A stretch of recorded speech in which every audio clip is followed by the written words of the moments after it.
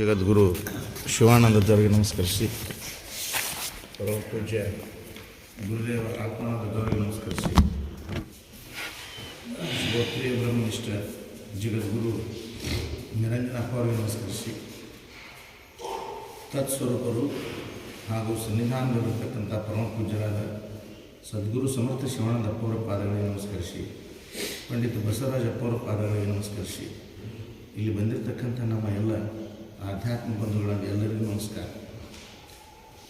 ಶ್ರೀಮನ್ ನಿಜಗುಣ ಶಿವಯೋಗಿಗಳ ಪರಮಾಣು ಬೋಧಿ ಒಳಗೆ 4ನೇ ಸಂಧಿ, ಇವತ್ತು 3ನೇ ಸೂತ್ರ.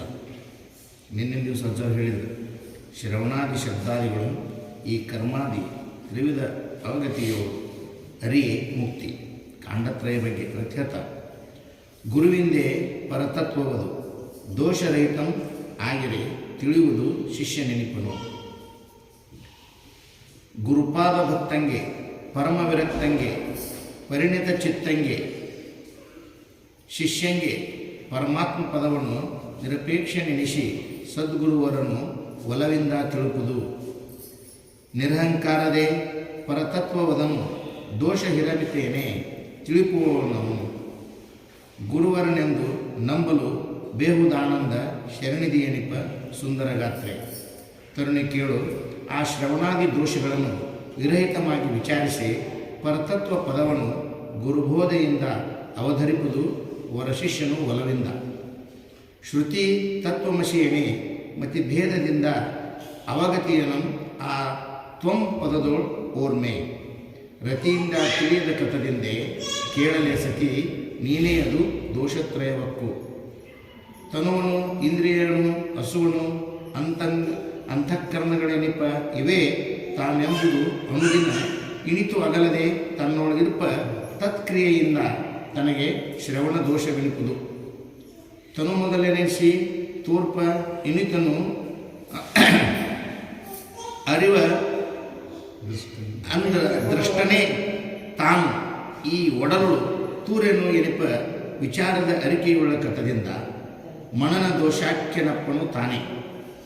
ಎಣಿಕೆ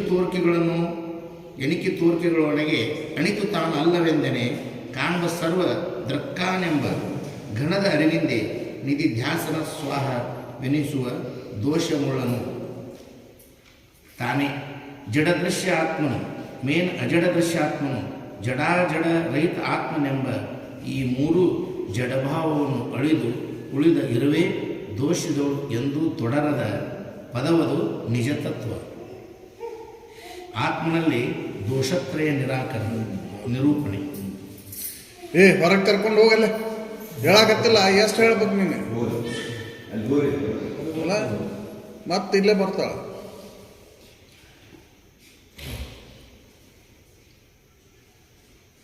ಆತ್ಮನಲ್ಲಿ ದೋಷಗಳಿಲ್ಲ. ದೋಷಗಳನ್ನು ಹೆಂಗೆ ನಿವಾರಣೆ ಮಾಡಬೇಕು ಹೋಗ್ಬೇಕು ಅನ್ನೋದ್ರ ಬಗ್ಗೆ ಇಲ್ಲಿ ಹೇಳ್ತಾರೆ. ಗುರುಬೋಧೆಯನ್ನು ಆ ಶ್ರವಣಾದಿ ದೋಷಗಳಿಲ್ಲಂಗೆ ಕೇಳಿದಾಗ ಆ ಗುರುಬೋಧೆ ಅಂತಕ್ಕಂಥದ್ದು ನಿಲ್ಲಿಸ್ತೈತಿ ಅಂತ ಹೇಳ್ತಾರೆ. ಗುರುವಿಂದೇ ಪರತತ್ವವದು ದೋಷರಹಿತವು ಆಗಿರೆ ತಿಳಿಯುವುದು ಶಿಷ್ಯ ನೆನಪನು. ಅವನ ಶಿಷ್ಯ ಅನ್ನಿಸ್ತಾನೆ. ದೋಷರಹಿತವಾಗಿ ತಿಳ್ಕೊಂಡು ಆ ಪರತತ್ವದ ಇರುವನ್ನು ತಿಳ್ಕೊಂಡು ಅವನ ಶಿಷ್ಯನ ಅನ್ನಿಸ್ಕೊಂತಾನ. ಗುರುಮುಖೇನ ಶ್ರವಣ ಮನನ ನಿಧಿಧ್ಯಾಸನ ದೋಷಗಳನ್ನು ದೂರ ಮಾಡಿಕೊಂಡು ಅವ ಶಿಷ್ಯನ ಅನ್ನಿಸ್ಕೊಂತಾನ ಅಂತ ಹೇಳ್ತಾರೆ. ದೋಷ ದೂರ ಮಾಡ್ಕೋಬೇಕಲ್ಲ. ತತ್ವಮಸಿ ಅಂತಕ್ಕಂಥ ವಾಕ್ಯವನ್ನು ಅದರೊಳಗಿನ ಪದದ ಲಕ್ಷ್ಯಾರ್ಥವನ್ನು ಅರಿದ್ಲನ. ಹೌದಲ್ಲ, ಮತ್ತು ಇದು ಜಡಭಾವ, ಜಡ ದೃಶ್ಯ, ಜಡ ಈ ಕಾರ್ಯಗಳೇ ನನಗೆ ಸಂಬಂಧಪಟ್ಟವು ಅಂತ ತಿಳ್ಕೊಂಡವ ಅವನು ದೋಷ ಹೋಗೋದಿಲ್ಲ ಅವನಿಗೆ. ಹೌದಲ್ಲ, ಮುಮುಕ್ಷಿ ಆದಂಥ ಶಿಷ್ಯ ಇಲ್ಲಿ ಶ್ರವಣಾದಿ ದೋಷಗಳನ್ನು ಕಳ್ಕೊಳ್ಳಿಕ್ಕೆ ಬರ್ತೈತಿ ಅಂತ ಹೇಳ್ತಾರೆ. ಹಂಗೆ ಈ ಶ್ರವಣಾದಿ ದೋಷಗಳನ್ನು ಕಳ್ಕೊಳಕ್ಕೆ ಬರೋದಿಲ್ಲ, ಸಾಮಾನ್ಯನಿಗೆ ಕಳ್ಕೊಳಕ್ಕಾಗೋದಿಲ್ಲ. ಮುಮುಕ್ಷಿ ಆದಾಗ ಮಾತ್ರ ಇದನ್ನು ಕಳ್ಕೊಳಕ್ಕೆ ಬರ್ತೈತಿ. ತ್ವಂ ಪದದ ಲಕ್ಷ್ಯಾರ್ಥವನ್ನು ಭೇದಿಸ್ಲಿಕ್ಕೆ ಬರ್ತೈತಿ ಅವ್ನು ತಿಳಿತಾನೆ. ಇಲ್ಲಾಂದ್ರೆ ಸಾಮಾನ್ಯನಿಗೆ ತ್ವಂ ಪದದ ಅರ್ಥವನ್ನು ಲಕ್ಷ್ಯಾರ್ಥವನ್ನು ತಿಳ್ಕೊಳಕ್ಕೆ ಆಗೋದಿಲ್ಲ. ವಾಚ್ಯಾರ್ಥವನ್ನು ಹಿಡ್ಕೊಂಡು ಹೋಗ್ತಾನೆ ಬರೀ. ಹೌದಲ್ಲ? ತ್ವಂ ಅಂದ್ರೆ ನಾನು, ಹೌದು, ನಾನಂದ್ರೆ ಬ್ರಹ್ಮನೇ ಇದ್ದೇನೆ ಅಂತ ತಿಳ್ಕೊಬೇಕಲ್ರಿ ಅವ ಸಾಮಾನ್ಯನಿಗೆ ಇದನ್ನು ತಿಳ್ಕೊಳಕ್ಕಾಕೈತೇನು? ಇಲ್ಲ. ಯಾರು ವರಶಿಷ್ಯನದನ ಅಂದ್ರೆ ಶ್ರೇಷ್ಠವಾದಂಥ ಶಿಷ್ಯ ಅದನ ಅಂದರೆ ಮುಮುಕ್ಷು ಯಾರದರ ಆವ ತ್ವಂ ಪದದ ಲಕ್ಷ್ಯವನ್ನು ತಿಳ್ಕೊಂತಾನ ಗುರುಮುಖೇನ. ಅಂದಾಗ ಅಲ್ಲಿ ಪರತತ್ವವನ್ನು ಗುರುಮುಖೇನ ಈ ದೋಷರಹಿತವಾಗಿ ತಿಳ್ಕೊಂಡಾಗ ಆತ್ಮನಲ್ಲಿ ದೋಷ ಇಲ್ಲ ಅನ್ನೋದು ಖಾತ್ರಿ ಆಗತ್ತೆ. ತ್ವಂ ಪದದ ಲಕ್ಷ್ಯಾರ್ಥ ಏನು ಹೇಳ್ತೈತಿ? ಆ ಬ್ರಹ್ಮವಸ್ತುನೇ ನೀನದಿ ಅಂತ ಹೇಳ್ತೈತಿ. ಪರತತ್ವದ ಇರುವ ನೀನದಿ, ನಿನಗನ್ಯವಾಗಿ ಪರತತ್ವ ಇಲ್ಲ, ನೀನೇ ಅದದಿ ಅಂತ ತಿಳಿಸ್ತೈತಿ. ಹೌದಲ್ರಿ? ಈ ಲಕ್ಷ್ಯಾರ್ಥವನ್ನು ತಿಳ್ಕೊಳ್ಳಿಕ್ಕೆ ಅಧಿಕಾರಿ ಇರಬೇಕಲ್ರಿ ಅವನು. ಅಧಿಕಾರಿ ಇಲ್ಲದ ತಿಳ್ಕೊಳಕ್ಕಾಗೋದಿಲ್ಲ. ಗುರು ಎಷ್ಟೇ ಬೋಧ ಮಾಡಿದರೂ ನೀ ಪರಮನ ಇದ್ದಿ, ನೀನು ಬ್ರಹ್ಮನ ಇದ್ದಿ, ನೀ ಅರುಣ ಇದ್ದಿ ಅಂತ ಹೇಳಿದ್ರು ಕೂಡ ಅಧಿಕಾರಿ ಇಲ್ಲದವಂಗೆ ತಿಳ್ಕೊಳ್ಳಿಕ್ಕೆ ಆಗೋದಿಲ್ಲ. ಹೌದಲ್ರಿ? ಅಧಿಕಾರತ್ವ ಯಾವನಲ್ಲಿ ಇರ್ತೈತಿ ಯಾವ ಇದನ್ನು ತಿಳ್ಕೊಂತಾನ ಅಂತ ಹೇಳ್ತಾರೆ. ಸಾಧನ ಚತುಷ್ಟಯ ಸಂಪನ್ನ. ಅದು ಅಧಿಕಾರಿ ಆ ಅಧಿಕಾರತ್ವವನ್ನು ಪಡೆದಿರ್ಬೇಕಲ್ರಿ. ಮುಮುಕ್ಷ ಇಲ್ದ ಶಿಷ್ಯ ಅನಿಸೋಣದಿಲ್ಲ. ಹೌದಲ್ಲ? ಅದನ್ನು ಇಲ್ಲಿ ಹೇಳ್ತಾರೆ, ಗುರುಮುಖೇನ ಪರತತ್ವದ ಇರುವನ್ನ ದೋಷ ರಹಿತವಾಗಿ ತಿಳ್ಕೊಂಡು ನಾವು ಆ ಶಿಷ್ಯನನ್ನು ಕುಂತಾನ ಅನ್ನೋದು ಇಲ್ಲಿ. ಶ್ರವಣಾದಿ ದೋಷ ಇಲ್ಲದಂಗೆ ಅದನ್ನು ಖಾತ್ರಿ ಮಾಡ್ಕೋಬೇಕಲ್ರಿ. ಹೌದು. ದೃಶ್ಯ ದೃಷ್ಟ ದೃಕ್ಕುಗಳು ನನಗೆ ಸಂಬಂಧ ಇಲ್ಲ, ನಾನು ದೃಶ್ಯ ಮಾತ್ರ ಅಂತ ತಿಳ್ಕೊಬೇಕಲ್ಲ. ಹೌದು. ಅವ ವರಶಿಷ್ಯನ ಅನಿಸುವಂತನ ಅಂತ ಇಲ್ಲಿ ಹೇಳ್ತಾರೆ. ಗುರುವಿಂದೇ ಪರತತ್ವವುದು ದೋಷರಹಿತಮಾಗಿರೆ ತಿಳಿಯುವುದು ಶಿಷ್ಯ ನೆನಪು. ಗುರುಪಾದ ಭಕ್ತಂಗೆ ಪರಮ ವಿರಕ್ತಂಗೆ ಪರಿಣಿತ ಚಿತ್ತಂಗೆ ಶಿಷ್ಯಂಗೆ. ಇವು ಶಿಷ್ಯನ ಲಕ್ಷಣ. ಇವು ಯಾರು ಶಿಷ್ಯ ಅಂತಂದ್ರೆ ಶಿಷ್ಯನ ಲಕ್ಷಣಗಳನ್ನ ಹೇಳ್ತಾರಿಲ್ಲ. ಗುರುಪಾದ ಭಕ್ತಂಗೆ, ಗುರುಪಾದ ಭಕ್ತನಿಗೆ, ಗುರುವಿನಲ್ಲಿ ಶ್ರದ್ಧೆ ಉಳ್ಳವನಿಗೆ ಅವ ಶಿಷ್ಯ ಅನಿಸೋಂತಾನ. ಗುರುವಿನಲ್ಲಿ ಶ್ರದ್ಧೆನೇ ಇಲ್ಲ ಅಂತಂದ್ರೆ ಹೌದಲ್ಲ? ಗುರುವಿನಲ್ಲಿ ಶ್ರದ್ಧೆನೇ ಇಲ್ಲ. ಹಿಂಗೆ ಅವರು ಗುರುಗಳು ಅಂತ ಹಂಗೆ ತಿಳ್ಕೊಂಡ್ರೆ ಅವನಲ್ಲಿ ಶ್ರದ್ಧೆ ಭಕ್ತಿ ಇರಬೇಕಲ್ಲ. ಅಚಲವಾದಂಥ ನಂಬಿಕೆ ಅವನಲ್ಲಿ, ಗುರುವಿನಲ್ಲಿ ಪ್ರೀತಿ ಇರಬೇಕಲ್ಲ. ಹೌದಲ್ಲ? ಅವನ ಅಲ್ಲಿ ಸೇವಾದಿಗಳಲ್ಲಿ ತೊಡಗಿರಬೇಕಲ್ಲ ಗುರುವಿನಲ್ಲಿ. ಗುರುಪಾದ ಭಕ್ತಂಗೆ ಪರಮ ವಿರಕ್ತಂಗೆ. ಅವನು ಹೆಂಗಿರ್ಬೇಕು? ಶಿಷ್ಯ ಪರಮ ವಿರಕ್ತಿ ಇರಬೇಕು, ವೈರಾಗ್ಯವುಳ್ಳವನಾಗಿರಬೇಕು. ಹೌದಲ್ಲ? ವೈರಾಗ್ಯನ ಅವನಲ್ಲಿಲ್ಲ ಅಂದರೆ ಗುರುವಿನಲ್ಲಿ ಬಂದ ಮತ್ತೆ ವಿಷಯಾದಿಗಳನ್ನ ಅಪೇಕ್ಷೆ ಮಾಡ್ತಾನಂತಂದ್ರೆ ಹೌದಲ್ಲ? ಅವ್ನು ತಿಳ್ಕೊಳಕ್ಕಾಗೋದಿಲ್ಲ ಇದನ್ನು. ಅದಕ್ಕೆ ಅಜ್ಜ ಅವ್ರು ಹೇಳ್ತಿದ್ರು, ಇಲ್ಲಿ ಬಂದು ಕೂಡ ಯಾರು ಏನು ತಂದಾರ, ಯಾರು ಏನು ಕೊಟ್ಟಾರ ಅನ್ನೋದು ಕಡೆ ನೋಡ್ಕೊತ ಕುಂತ್ರೆ ಹೌದಲ್ಲ? ಇಲ್ಲಿ ಬಂದು ಏನೇನು ಅದಾವು, ಏನೇನು ತಂದು ಕೊಟ್ಟಾರ, ಯಾರ್ಯಾರು ಏನೇನು ಕೊಟ್ಟಾರ ಅನ್ನೋದ್ರ ಕಡೆನ ಲಕ್ಷ್ಯ ಇತ್ತು ಅಂತಂದ್ರೆ ತಾನು ಲಕ್ಷ್ಯ ಯಾರು ಏನಾರು ತಂದು ಕೊಡುವಲ್ರಕ ನನಗೆ ಸಂಬಂಧ ಇಲ್ಲ. ಅದು ನಾನು ಏನಾಗಬೇಕು, ನಾನು ಬಂಧನದಿಂದ ಬಿಡುಗಡೆ ಆಗ್ಬೇಕನ್ನುವಂಥ ಮುಮುಕ್ಷ ಉಳ್ಳವ ಪರಮ ವಿರಕ್ತನಿಗೆ ಇದಾಕೈತಿ ಅಂತ ಅವನು ಶಿಷ್ಯ ಅನಿಸುವಂತಾನೆ. ಗುರುಪಾದ ಭಕ್ತಂಗೆ ಪರಮ ವಿರಕ್ತಂಗೆ ಪರಿಣಿತ ಚಿತ್ತಂಗೆ. ಪರಿಣತ ಚಿತ್ತಂಗೆ. ಹೌದಲ್ಲ? ಚಿತ್ತವನ್ನು ಶುದ್ಧ ಮಾಡ್ಕೋಬೇಕಲ್ರಿ. ಅಂತಃಕರಣ ಶುದ್ಧ ಇರ್ಬೇಕಲ್ಲ. ಒಂದು ಅಂತಃಕರಣ ಶುದ್ಧ ಇಲ್ಲ ಅಂತಂದ್ರೆ ಅಂತಃಕರದೊಳಗಿನ ರಾಗದ್ವೇಷಗಳ ತುಂಬ್ಕೊಂಡು ಕುಂತಾವಂತಂದ್ರೆ ಅದಕ್ಕೆ ಆವ ಗುರುವಿಂದ ಅರಿದೊಡೇನು ಮುಕ್ತಿ ಸುಖ ಸಾಧ್ಯವಾಗುವುದೇ? ಎಂದಿನಂತೆ ಕಾಮ, ಎಂದಿನಂತೆ ಕ್ರೋಧ, ಮೋಹ, ಮದ ಮತ್ಸರಾದಿಗಳಿರಲು ನಿಜ ನಿಗಮ ಗುರುವಿಂದ ಅರಿದೊಡೇನು ಮುಕ್ತಿ ಸುಖ ಸಾಧ್ಯವಾಗುವುದೇ? ಅವನ ಅಂತಃಕರಣದೊಳಗೆ ಇವಾದವು ಎಂದಿನಂತೆನ ದೋಷಗಳದಾವು. ಅಂತಃಕರಣ ಶುದ್ಧಿನ ಇಲ್ಲ, ಹೌದಲ್ಲ? ಪರಮಚಿತ್ತನಿಗೆ ಅಂದರೆ ಶ್ರೇಷ್ಠವಾದಂಥ ಅಂತಃಕರಣ ಉಳ್ಳಂಥವನಿಗೆ, ದೋಷರಹಿತವಾದಂಥ ಅಂತಃಕರಣ ಉಳ್ಳವನಿಗೆ ಇದಾಕೈತಿ ಅಂತ ನಾವು ಶಿಷ್ಯ ಅನಿಸುವಂತಾನೆ. ಶಿಷ್ಯನ ಲಕ್ಷಣಗಳು ಹೌದಲ್ಲ? ಗುರುವಿನಲ್ಲಿ ಶ್ರದ್ಧೆ ಇರಬೇಕು. ಗುರುಪಾದ ಭಕ್ತನಿಗೆ, ಪರಮ ವಿರಕ್ತನಿಗೆ ಪರಿಶುದ್ಧವಾದಂಥ ಅಂತಃಕರಣ ಉಳ್ಳವ ಶಿಷ್ಯ ಅನಿಸುವಂತನ. ಗುರುಪಾದ ಭಕ್ತಂಗೆ, ಪರಮ ವಿರಕ್ತಂಗೆ, ಪರಿಣಿತ ಚಿತ್ತಂಗೆ, ಶಿಷ್ಯಂಗೆ ಪರಮಾತ್ಮ ಪದವನ್ನು ನಿರಪೇಕ್ಷ ನೆನೆಸಿ ಸದ್ಗುರುವರನ್ನು ಒಲವಿಂದ ತಿಳುಪುದು. ಆ ಸದ್ಗುರು ಅವ ಯಾವ ಅಪೇಕ್ಷೆ ಇಲ್ಲದನ್ನ ತಿಳಿಸ್ತಾನ. ಇಂಥ ಲಕ್ಷಣ ಉಳ್ಳಂಥ ಶಿಷ್ಯನಲ್ಲಿ ಅವ ಯಾವ ಅಪೇಕ್ಷೆನೂ ಮಾಡೋದಿಲ್ಲ. ಗುರು ಅವನಿಗೆ ಯಾವ ಕಾಣಿಕೆಯನ್ನು ಬೇಡೋದಿಲ್ಲ. ಹೌದಲ್ರಿ? ಗುರು ಏನು ಕೇಳ್ತಾನಪ್ಪ ಅಂದ್ರೆ ನಾನು ಪೂರ್ಣ ಲಕ್ಷ್ಯ ಕೊಡಪ್ಪ ಅಂತ ಒಂದ ಕೇಳ್ತಾನವಲ್ಲ. ಬೇರೆ ಏನನ್ನು ನೋಡಕ್ಕೆ ಹೋಗೋದಿಲ್ಲ. ಗುರು ಏನು ನೋಡ್ತಾನ ಅಂತಂದ್ರೆ ಬಾಹ್ಯ ಲಕ್ಷಣಗಳನ್ನು ನೋಡೋದಿಲ್ಲ ಅವ. ಹೌದಲ್ರಿ? ಅವ ನನ್ನವ, ನನ್ನ ಜಾತಿಯವ, ನನ್ನ ಕುಲದವ, ಅವ ಕಿರಿಯ ಹಿರಿಯ ಅಂತ ಇವನ್ ಯಾವುದನ್ನು ನೋಡಕ್ಕೆ ಹೋಗುದಿಲ್ಲ ಅಲ್ಲಿ. ಗುರು ಏನು ನೋಡ್ತಾನಂದ್ರೆ ಶಿಷ್ಯನಲ್ಲಿ ಅವನಲ್ಲಿ ಶ್ರದ್ಧೆ ಐತಿಲ್ಲೋ, ಅವನಲ್ಲಿ ವೈರಾಗ್ಯ ಐತಿಲ್ಲೋ, ಅವನಲ್ಲಿ ಅಂತಃಕರಣ ಶುದ್ಧಿ ಐತಿಲ್ಲೋ ಅನ್ನೋದನ್ನು ಒಂದ ನೋಡ್ತಾನೆ.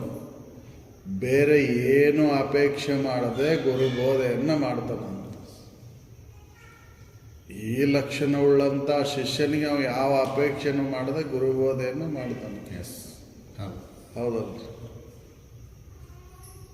ಏನು ನೋಡಕ್ಕೆ ಹೋಗೋದಿಲ್ಲ ಅವನು. ಬಾಹ್ಯ ಲಕ್ಷಣಗಳನ್ನು ನೋಡ್ಲಿಕ್ಕೇನ ಹೋಗೋದಿಲ್ಲ. ಹೌದಲ್ಲ? ಅವನು ಏನು ಅವನಲ್ಲಿ ಶ್ರೀಮಂತಿಕೆ ಅಂತದ್ದಿರಬೇಕು ಅಂದರೆ ಶಿಷ್ಯನ ಉತ್ತಮವಾದಂಥ ಶಿಷ್ಯನಲ್ಲಿ ಎಂಥ ಶ್ರೀಮಂತಿಕೆ ಇರಬೇಕಂದ್ರೆ ಅವ ಗುರುವಿನಲ್ಲಿ ಶ್ರದ್ಧೆ ಉಳ್ಳವನಾಗಿರ್ಬೇಕು, ವೈರಾಗ್ಯ ಉಳ್ಳವನಾಗಿರ್ಬೇಕು, ಪರಮ ಶ್ರೇಷ್ಠವಾದಂಥ ಪರಿಶುದ್ಧವಾದಂಥ ಅಂತಃಕರಣವನ್ನು ಪಡೆದಿರಬೇಕು, ಅವ ಮುಮುಕ್ಷು ಭಾವ ಉಳ್ಳವನಾಗಿರ್ಬೇಕು. ಅಂಥವನಿಗೆ ಗುರು ಬೋಧೆಯನ್ನು ಮಾಡ್ತಾನೆ ಅಂತ ಗುರು ಅಲ್ಲಿ ಬೋಧನೆ ನಡೀತೈತಿ ಅಂತ. ಇನ್ನು ಮತ್ತು ಗುರು ಹೆಂಗೆ ಎಂಥವಿರ್ತಾನ ಅನ್ನೋದ್ರ ಬಗ್ಗೆನೂ ಹೇಳ್ತಾರೆ. ನಿರಹಂಕಾರದೆ ಅವನ ಗುರುವಿನಲ್ಲಿ ಅಹಂಕಾರ ಇಲ್ಲ. ಅಂದ್ರೆ ನಾನು ಗುರು, ಅವನ ಶಿಷ್ಯ ಅನ್ನುವ ಭೇದ ಇಲ್ಲ ಅವನಲ್ಲಿ.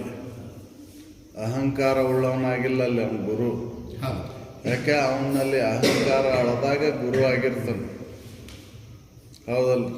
ಗುರುವಿನಲ್ಲಿ ಅಹಂಕಾರ ಇಲ್ಲಲ್ಲಿ. ನಾನು ಗುರು ಅನ್ನುವಂಥ ಅಹಂಕಾರ ಇಲ್ಲ ಅವನು. ಹೌದಲ್ಲ? ನಿರಹಂಕಾರದೆ ಪರತತ್ವವದನು ದೋಷ ವಿರಹಿತನೇನೆ ತಿಳುಪುವವನನ್ನು ಗುರುವರನೆಂದು ನಂಬಲು ಬೇವುದಾನಂದ ಶರಣಿಧಿ ಎನಿಪ. ಗುರುವಿನಲ್ಲಿ ಅಹಂಕಾರ ರಹಿತನಾಗಿದ್ದ ಗುರು ಅನಿಸ್ಕೊಂತಾನ. ಆವ ಶಿಷ್ಯನ ದೋಷಗಳನ್ನು, ಹೌದಲ್ರಿ, ಶಿಷ್ಯನಲ್ಲಿ ಮತ್ತೆ ಯಾವ ಸಂಶಯಗಳು ಉಳಿಲಾರ್ದಂಗೆ ಅವ ಪರತತ್ವದ ಬೋಧೆಯನ್ನು ಅವ ಹೇಳ್ತಾನ ಅಂತ. ದೋಷರಹಿತವಾಗಿ ಅವ ತಿಳಿಸ್ಕೊಡ್ತಾನ.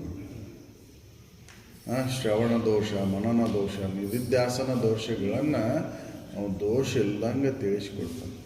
ಅವ ಗುರು ಅನಿಸ್ಕೊಂತಾನೆ.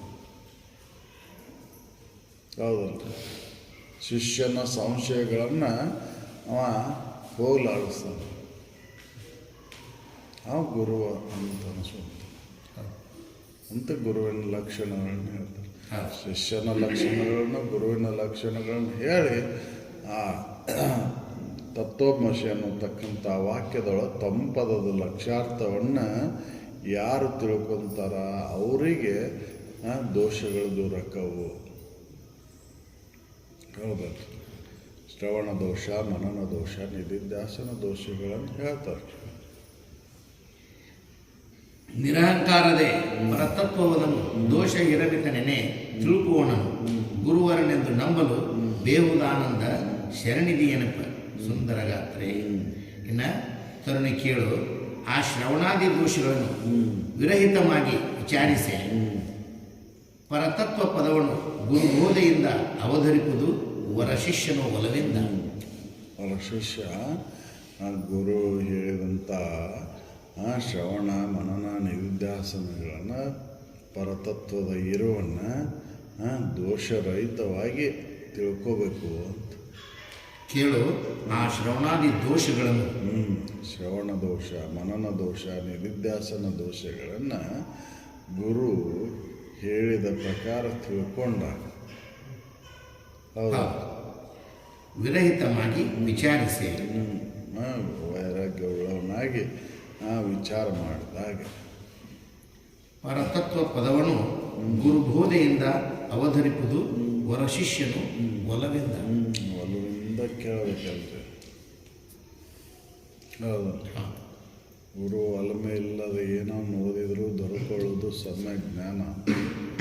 ಗುರುವಿನಲ್ಲಿ ಗುರು ಅವ ಅಭಿಮಾನ ಅವನಲ್ಲಿ ಇರುವುದಿಲ್ಲ. ಆ ಶಿಷ್ಯನಲ್ಲಿ ಏನಿರಬೇಕು ಅಂದರೆ ಮುಮುಕ್ಷತ್ವ ಭಾವ ಇರಬೇಕು, ಒಲವು ಇರಬೇಕಲ್ರಿ ಇದ್ರ ಮೇಲೆ. ಇದನ್ನು ತಿಳ್ಕೋಬೇಕು ಅನ್ನೋಂಥ ಮುಮುಕ್ಷತ್ವ ಇರಬೇಕಲ್ಲ. ಮುಮುಕ್ಷತ್ವ ಇಲ್ಲ ಅಂದರೆ ಏನು ಮಾಡೋದು? ಹೌದಲ್ಲ? ಗುರು ಏನೇ ಹೇಳಿದರೂ ಕೂಡ ಅದನ್ನು ಹೊಂದಲಿಕ್ಕೆ ಆಗೋದಿಲ್ಲ, ಮುಮುಕ್ಷತ್ವನೇ ಇಲ್ಲ ಅಂದರೆ. ಅದಕ್ಕೆ ಅವ್ರು ಹೇಳ್ತಾರೆ, ಆ ಶ್ರವಣಾದಿ ದೋಷಗಳನ್ನು ಪರತತ್ವದ ವಿಚಾರವನ್ನು ದೋಷರಹಿತವಾಗಿ ಕೇಳಿ ಸಂಶಯಗಳನ್ನು, ಅಸಂಭಾವನೆಯನ್ನು, ವಿಪರೀತ ಭಾವನೆಯನ್ನು ಹೋಗಲಾಡಿಸ್ಕೋಬೇಕು ಅಂತ. ಕೇಳು, ಆ ಶ್ರವಣಾದಿ ದೋಷಗಳನ್ನು ವಿರಹಿತವಾಗಿ ವಿಚಾರಿಸಿ ಪರತತ್ವ ಪದವನ್ನು ಗುರುಬೋಧೆಯಿಂದ ಅವಧರಿಸುವುದು ವರಶಿಷ್ಯನು ಒಲವಿಂದ. ಇನ್ನು ಶ್ರುತಿ ತತ್ವಮಸಿ ಎಣೆ ಮತಿ ಭೇದದಿಂದ ಅವಗತಿಯನ್ನು ಆ ತ್ವಂ ಪದದೊಳಗೆ ಓರ್ಮೆ ರತಿಯಿಂದೆ ತಿಳಿಯದ ಕಥದಿಂದ ಕೇಳಲೆ ಸತಿ ನೀನೇ ಅದು ದೋಷತ್ರಯವಕ್ಕೂ. ಯಾವ ಒಂದು ತತ್ವಮಸಿ ಅಂತಕ್ಕಂಥ ವಾಕ್ಯದೊಳಗೆ ತ್ವಂ ಪದದಲ್ಲಿರ್ತಕ್ಕಂಥ ಲಕ್ಷಾರ್ಥವನ್ನು ತಿಳ್ಕೊಳ್ಳಾರ್ಬೇಕು, ಅದು ಶ್ರವಣಾದಿ ದೋಷ ಅನಿಸುವಂಥದ್ದು ಅಂತ ಹೇಳ್ತಾರೆ. ತತ್ವಮಸಿ ಎಣೆ ಶ್ರುತಿ ಮತಿ ಭೇದದಿಂದ ಅವಗತಿಯನ್ನು ಆದ ಮತಿಭೇದದಿಂದ, ಬುದ್ಧಿಭೇದದಿಂದ ಅದನ್ನು ಸರಿಯಾಗಿ ಅರ್ಥ ಮಾಡಿಕೊಳ್ಳಾರ್ದ ಹೌದಲ್ಲ, ಅವಗತಿಯನ್ನು ಆ ತ್ವಂ ಪದಗಳ ಓರ್ಮೆ ಆ ತ್ವಂ ಪದದಲ್ಲಿ ಮತಿಭೇದದಿಂದ, ಬುದ್ಧಿಭೇದದಿಂದ ಅದರ ಲಕ್ಷಾರ್ಥವನ್ನು ತಿಳ್ಕೊಳ್ಳಿಕ್ಕಂದ್ರೆ ಶ್ರವಣಾದಿ ದೋಷಗಳು ಬರ್ತಾವು. ಲಕ್ಷಾರ್ಥವನ್ನು ತಿಳ್ಕೊಳ್ಳಿಲ್ಲ ಅಂದ್ರೆ ಶ್ರವಣಾದಿ ದೋಷ ಬರ್ತತಿ. ಹೌದು. ತಮ್ಮ ಪದ ಏನು ಲಕ್ಷಿಸಿ ಹೇಳಿದ್ದು ಅದು ಅಂತಂದ್ರೆ ಜಡವನ್ನು ಲಕ್ಷಿಸಿ ಹೇಳಿದ್ದಲ್ಲದು. ಹೌದಲ್ಲ? ತತ್ವಮಸಿ ಅಂತಕ್ಕಂಥ ವಾಕ್ಯದೊಳಗೆ ತ್ವಂಪದ ಏನು ಲಕ್ಷಣ ಇಟ್ಕೊಂಡು ಹೇಳ್ತೈತಿಪ್ಪ ಅಂತಂದ್ರೆ ಅದು ಅಜಡವನ್ನು ಲಕ್ಷಿಸಿ ಹೇಳ್ತೈತದು. ಜಡವನ್ನು ಲಕ್ಷಿಸಿ ಹೇಳಿದಂಥದ್ದಲ್ಲದು ಆ ವಾಕ್ಯ ಒಳಗೆ. ಈ ಶಬ್ದ ತ್ವಂಪದದ ಎಂಬ ಶಬ್ದ ಲಕ್ಷ್ಯವನ್ನು ಭೇದಿಸ್ಲಿಕ್ಕೆ ಹೇಳಿದಂಥದ್ದು ಮಾತದು. ಹೌದಲ್ರಿ? ನಾವು ಏನು ತಮ್ಮ ಅಂದ್ರೆ ನಾನು ಅಂದ್ರೆ ಏನು? ಈ ಶರೀರ. ನಾನು ಅಂದ ಸಾಮಾನ್ಯವಾಗಿ ಇದು ವಾಚ್ಯಾರ್ಥ ಏನು ತಿಳ್ಕೊತೀವಿ ನಾವು ಅಂತಂದ್ರೆ ಶರೀರ ನಾನಂತ ತಿಳ್ಕೊತೀವಿ. ಅವ್ರ ಲಕ್ಷ್ಯಾರ್ಥ ಏನೈತದು? ಈ ದೃಶ್ಯ ದೃಷ್ಟ ದೃಕ್ಕಗಳಿಗೆ ಆಧಾರವಾಗಿರುವಂಥ ಇರು ದೃಷ್ಟಿಯನ್ನು ಲಕ್ಷಿಸಿ ಹೇಳಿದ್ದಂಥ ಮಾತದು. ಹೌದಲ್ಲ? ಅದನ್ನು ನಾವು ಸರಿಯಾಗಿ ತಿಳ್ಕೊಳ್ಳಿಲ್ಲ ಅಂದ್ರೆ ಶ್ರವಣ ದೋಷ, ಮನನ ದೋಷ, ನಿಧಿಧ್ಯಾಸನ ದೋಷ ಬರ್ತತಿ ಅಂತ ಹೇಳ್ತಾರೆ. ಹೌದು. ತಮ್ಮ ಪದವನ್ನು ಸರಿಯಾಗಿ ಅರ್ಥ ಮಾಡಿಕೊಳ್ಳಿಲ್ಲ ಅಂದ್ರೆ ದೋಷ ಬರ್ತತಿ ಅಂತ. ನಾವು ಸಾಮಾನ್ಯವಾಗಿ ಅದನ್ನು ನಾನು ಅಂದ್ಕೂಡಲೇ ಶರೀರ, ಇಂದ್ರಿಯಗಳು ಈ ತೋರಿಕೆಗೆ ಅನ್ವಯಿಸ್ಕೊಂತೀವಿ. ಹೌದಲ್ಲ? ದೃಷ್ಟ, ದೃಶ್ಯ, ದೃಕ್ಕಗಳಿಗೆ ಅನ್ವಯಿಸುವಂಥದ್ದು ಹೊರತಾಗಿ ಅದನ್ನು ದೃಶ್ಯಿಗೆ ಹೇಳಿದಂಥ ಮಾತು ಅದು ಅಂತ ಯಾರು ನಂಬ್ತೀವಿ? ಹೌದು. ಅದಕ್ಕೆ ಮತಿಭೇದದಿಂದ ಆ ದೋಷರಹಿತವಾಗಿ ಅದನ್ನು ತಿಳ್ಕೋಬೇಕು. ಮತಿಯಲ್ಲಿರ್ತಕ್ಕಂಥ ಭೇದ ಭಾವನೆ ದೂರ ಮಾಡ್ಕೋಬೇಕು. ದೂರ ಮಾಡಿಕೊಂಡು ಅದನ್ನು ತಿಳ್ಕೊಂಡಾಗ, ಸರಿಯಾದ ಕ್ರಮದಿಂದ ಅದನ್ನು ತಿಳ್ಕೊಂಡಾಗ ಶ್ರವಣ ದೋಷ, ಮನನ ದೋಷ, ನಿಧಿಧ್ಯಾಸನ ದೋಷಗಳು ಹೊಕ್ಕವು. ಅಲ್ಲಿ ದೋಷ ಹೋಗ್ಬೇಕಂದ್ರೆ ಇವನ್ನ ಸರಿಯಾಗಿ ತಿಳ್ಕೊಬೇಕಲ್ರಿ. ತ್ವಂಪದವನ್ನು ಏನು ಲಕ್ಷಿಸಿ ಹೇಳಿದ್ದದು? ಸಚ್ಚಿದಾನಂದ ಸ್ವರೂಪನ ನೀನದಿ ಅಂತ ಹೇಳಿದ್ದದು. ಹೌದಲ್ಲ? ದೃಶ್ಯ ನೀನು. ಹೌದಲ್ಲ? ದೃಶ್ಯ ನಾನು ಅಂತ ತಿಳ್ಕೊಬೇಕಲ್ರಿ. ದೃಶ್ಯ, ದೃಕ್ಕು, ದೃಷ್ಟ ಅಂತಕ್ಕಂಥದ್ದು ಈ ತ್ರಿಪುಟಿಗಳಿಗೆ ಆಧಾರವಾಗಿರ್ತಕ್ಕಂಥ ದೃಶ್ಯ ಮಾತ್ರ ನಾನು ಅಂತ ತಿಳ್ಕೊಬೇಕಲ್ರಿ. ಎಲ್ಲದಕ್ಕೂ ಆಧಾರವಾಗಿರುವಂಥ ಸದ್ವಸ್ತು ಅದೇನೆ, ಸಚ್ಚಿದಾನಂದ ಆತ್ಮನ ಅದೇನೆ ಅಂತ ತಿಳ್ಕೊಬೇಕಲ್ರಿ. ನಾವು ಇದನ್ನು ತಿಳ್ಕೊಳೋದಿಲ್ಲ. ತತ್ವಮಸಿ ಅಂತಕ್ಕಂಥ ವಾಕ್ಯದೊಳಗೆ ತ್ವಂಪದ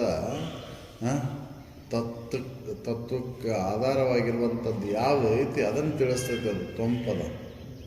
ಹೌದಲ್ಲ? ಈ ಎಲ್ಲ ಪಂಚಮಹಾಭೂತಗಳಿಗೆ ಆಧಾರವಾಗಿರುವಂಥದ್ದು ಯಾವುದು ಅದನ್ನು ತಿಳಿಸ್ತೈತೆ.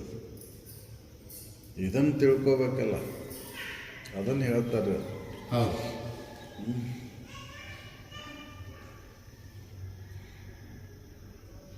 ಶ್ರುತಿ ತತ್ವಮಸಿಯನೇ ಮತ್ತು ಭೇದದಿಂದ ಅವಗತಿಯನ್ನು ಆ ತ್ವಂಪದದೊಳಗೆ ಓರ್ನೆ ರತಿಯಿಂದೆ ತಿಳಿಯದ ಕಥದಿಂದ ಕೇಳಲೆ ಸತಿ ನೀನೇ ಅದು ದೋಷತ್ರಯವಕ್ಕೂ. ಇದನ್ನು ಸರಿಯಾಗಿ ತಿಳ್ಕೊಳ್ಳೋದಕ್ಕೆ ಶ್ರವಣ ದೋಷ, ಮನನ ದೋಷ, ನಿಧಿಧ್ಯಾಸನ ದೋಷಗಳು ಬರ್ತಾವೆ ಅಂತ ಹೇಳ್ತಾರೆ. ಸರಿಯಾಗಿ ತಿಳ್ಕೊಂಡ್ರೆ ದೋಷತ್ರಯಗಳು ಹೊಕ್ಕವು. ಲಕ್ಷ್ಯಾರ್ಥವನ್ನು ತಿಳ್ಕೊಂಡ ದೋಷ ಹೊಕ್ಕವು. ಹೌದು. ದೃಶ್ಯ ಅದು ತೋರಿಕೆ ಭಾವವನ್ನು ಹಿಡ್ಕೊಂಡು ನೋಡಿದ್ರೆ ದೋಷಗಳು ಬರ್ತಾವೆ. ವಾಚ್ಯಾರ್ಥವನ್ನು ಹಿಡ್ಕೊಂಡು ನೋಡಿದ್ರೆ ದೋಷಗಳು ಬರ್ತಾವೆ.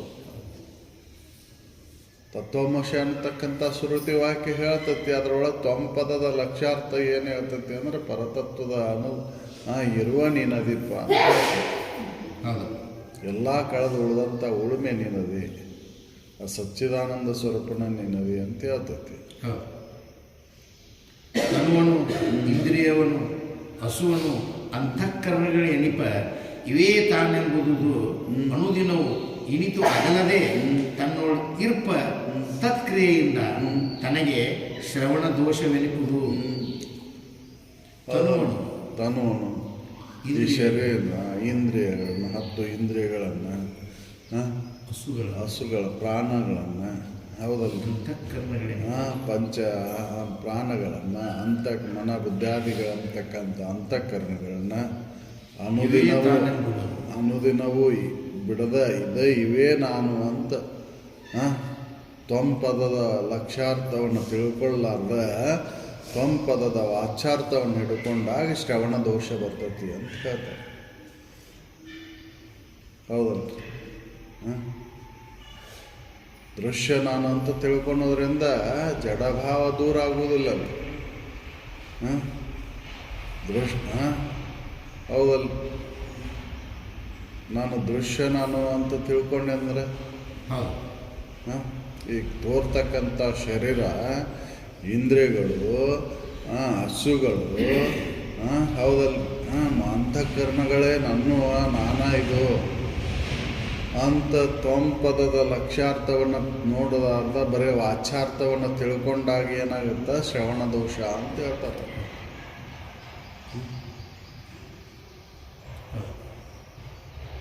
ಹೌದು, ಇದು ಶ್ರವಣ ದೋಷ ಅಂತ. ಸರಿಯಾಗಿ ಕೇಳೋದಕ್ಕೆ ಶ್ರವಣ ದೋಷ. ಹೌದು. ಯಾಕಂದ್ರೆ ಇದು ತಾಮಸ ಬುದ್ಧಿಯಿಂದ. ಹೌದಲ್ರಿ? ಅದಕ್ಕೆ ಶ್ರವಣಕ್ಕೆ ಯಾಕೆ ತಾಮಸ ಗುಣ ಅಂತ ಹೇಳಿದ್ರು ಅಂದ್ರೆ ಈ ಸರಿಯಾಗಿ ತಿಳ್ಕೊಳ್ಳಕ್ಕೆ ತಾಮಸ ವೃತ್ತಿ ಅಂತೇಳಿ. ಹೌದಲ್ಲ? ಇದು ತಾಮಸ ವೃತ್ತಿಯೊಳಗೆ ಶ್ರವಣ ಐತಿ ಅಂತ. ಹೌದು. ಪ್ರಾಣವನ್ನ ಆತ್ಮ ಅಂತ ಹೇಳಿದ್ರಲ್ಲ, ಅದರಲ್ರಿ. ಅದಕ್ಕೆ ಆವ ಮತದಳು ಆರು ವಿಧಿಸುವ ವಿಶ್ವಭಾವನೆಯನ್ನು ಒಮ್ಮೆಯೂ ಬೆರೆಸದ ಅಂತ ಹೇಳಿದ್ದವು. ನಾವು ಅರಿದೆವೆಂಬರೆ ನಿಮ್ಮ ಭಾವನೆಗೆ ಬಂದ ಪರಿಯನ್ನು ಪೇಳಿರಿ ಎನಗೀಗಳೆ ಅಂತ ಹೇಳಿದ್ದೆ. ನೀವು ಹಂಗ ಅರ್ದೆವು ಅಂತ ಹೇಳ್ತೀರಿ. ಏನು ತಿಳ್ಕೊಂಡ್ರಿ ನೀವು? ಅದಕ್ಕೆ ಶ್ರವಣ ದೋಷ, ಮನನ ದೋಷ, ನಿಧಿಧ್ಯಾಸನ ದೋಷಗಳನ್ನು ದೂರ ಮಾಡ್ಕೋಬೇಕಲ್ರಿ.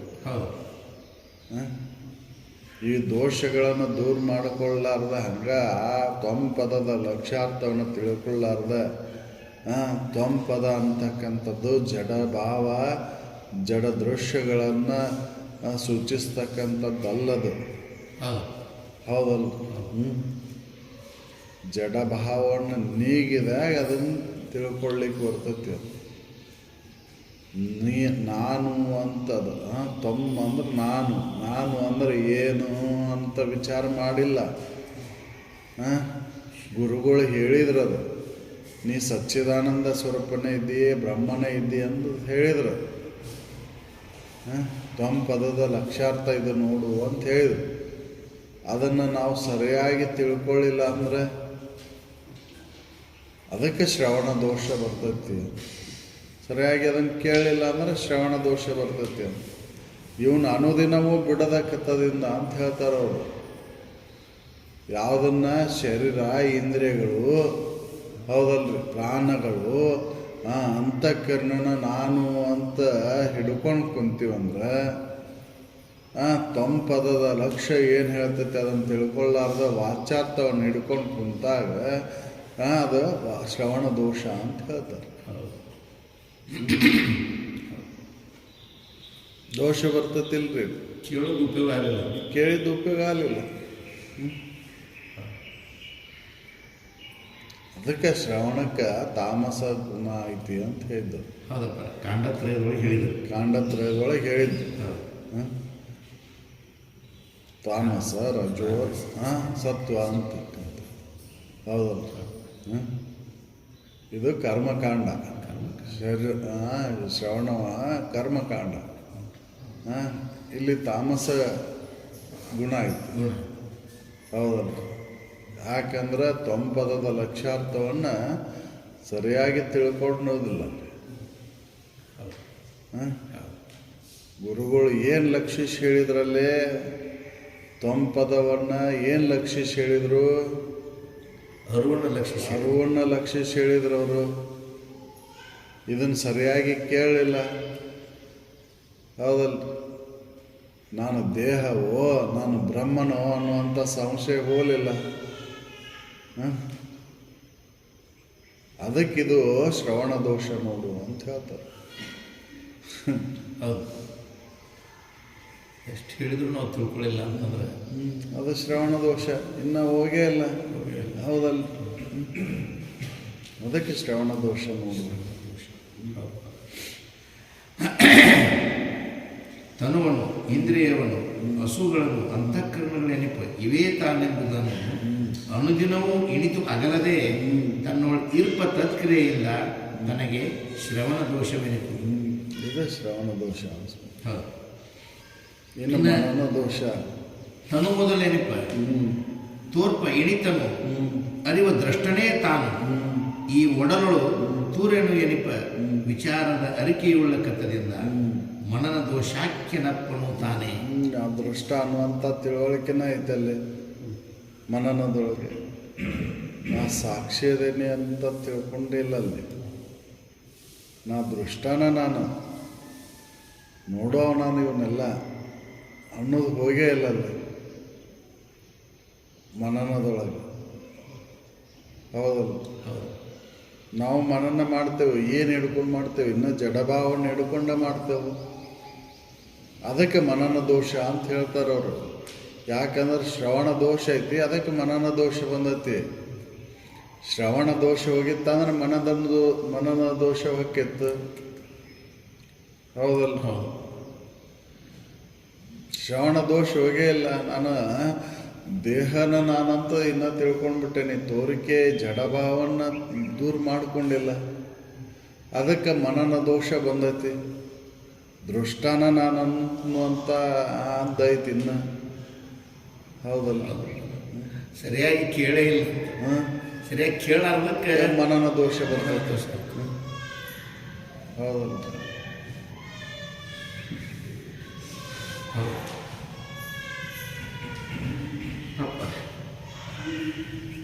ತನ್ನು ಮೊದಲೆನಿಪ ತೋರ್ಪ ಅಣಿತನು ಅರಿವ ದೃಷ್ಟನೇ ತಾನು ಈ ಒಡಲು ತೂರೇನು ಎನಿಪ ವಿಚಾರದ ಅರಿಕೆಯುಳ್ಳ ಕಥದಿಂದ ಮನನ ದೋಷಾಖ್ಯನಪ್ಪನು ತಾನು.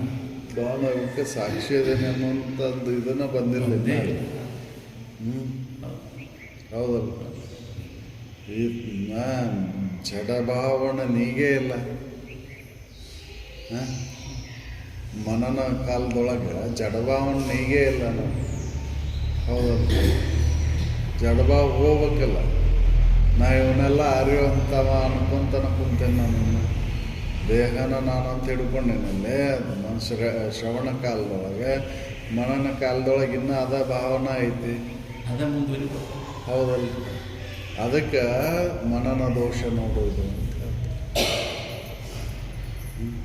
ಸರಿಯಾಗಿ ತಿಳ್ಕೊಂಡಿದ್ದಂತಂದ್ರೆ ದೃಶ್ಯ ಭಾವ ಹೋಗಿಲ್ಲ, ದೃಷ್ಟಾಭಾವ ಹೋಗಲ್ಲ. ದೃಶ್ಯ ಭಾವ ಹೋಗಿತ್ತಂದ್ರೆ ದೃಷ್ಟಾಭಾವ ಹಾಕಿತ್ತು. ಮುಂದೆ ನಿಧಿಧ್ಯಾಸನದ್ರ ದೃಕ್ ಭಾವ ಹಾಕಿತ್ತು. ಹೌದಲ್ಲ?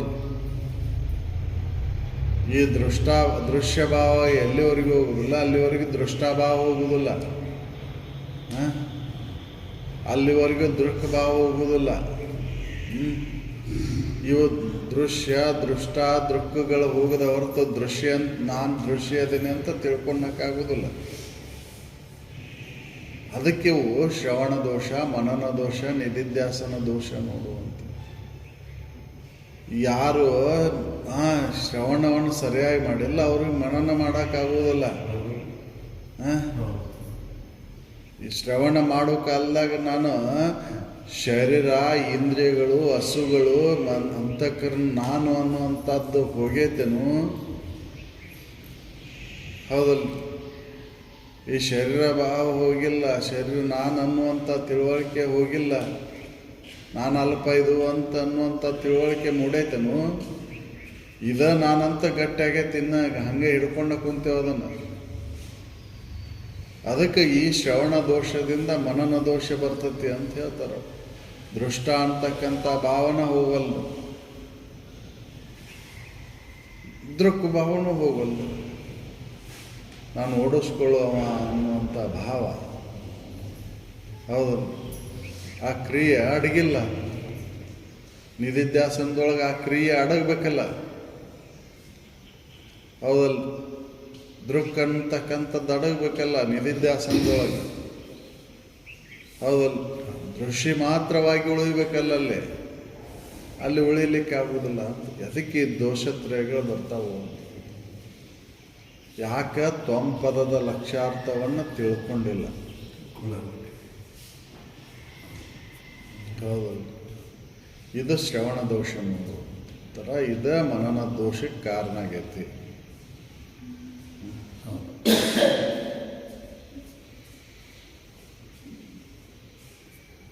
ತನು ಮೊದಲೆಣಿಪ ತೋರ್ಪ ಇನಿತನು ಅರಿವ ದೃಷ್ಟನೇ ತಾನು ಈ ಒಡಲೊಡು ತೂರಿನ ಏನಿಪ ವಿಚಾರದ ಅರಿಕೆಯುಳ್ಳ ಕಥದಿಂದ ಮನನ ದೋಷಾಖ್ಯನಪ್ಪನು ತಾನೆ.